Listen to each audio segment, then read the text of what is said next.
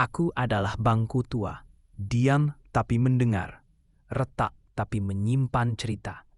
Hari ini aku mendengar sebuah pidato. Bukan pidato penuh teriakan, melainkan kisah tentang luka, persatuan, dan harapan. Prabowo membuka ceritanya dari masa muda.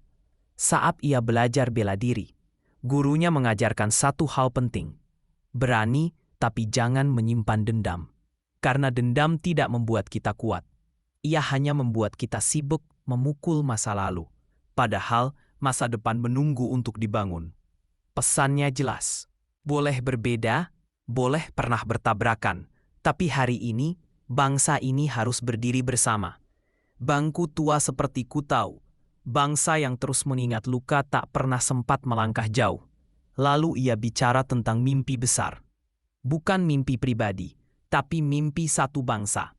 Indonesia tanpa kemiskinan. Indonesia tanpa kelaparan. Katanya, secara geopolitik, Indonesia itu kaya. Bukan kaya wacana, tapi kaya sumber daya.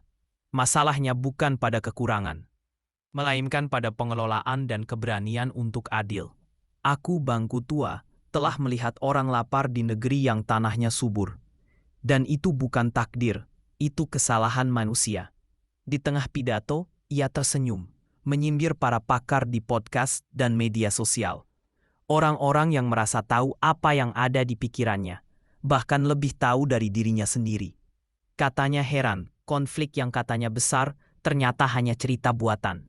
Bangku tua paham, di zaman ini, fitnah lebih cepat dari kebenaran dan cerita lebih laku dari fakta. Lalu datang bagian yang paling menentukan. Indonesia bisa jadi negara terkaya keempat di dunia. Tapi ada syarat mutlak, bukan teknologi, bukan modal asing.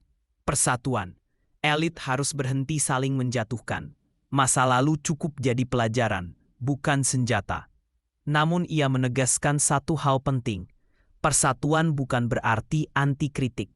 Ia justru menghargai kritik. Karena kritik adalah bentuk kepedulian. Koreksi adalah tanda cinta pada negara. Yang ia tolak adalah fitnah, kebohongan yang memecah, narasi yang menumbuhkan kebencian. Sebagai penutup, ia bercerita hal sederhana. Ajudannya menegur kancing baju yang lupa dikancingkan. Tanda pangkat yang tertinggal. Hal kecil, tapi penting. Karena pemimpin juga manusia. Dan pemimpin yang mau dikoreksi adalah pemimpin yang masih bisa dijaga. Aku bangku tua, tak memilih siapapun. Tapi aku tahu satu hal. Bangsa ini tidak butuh lebih banyak kebencian. Ia butuh lebih banyak keberanian untuk bersatu dan kejujuran untuk saling mengingatkan. Jika kita bisa melakukan itu, mungkin suatu hari aku akan mendengar cerita baru tentang Indonesia yang tak lagi miskin, tak lagi lapar, dan tak lagi terpecah.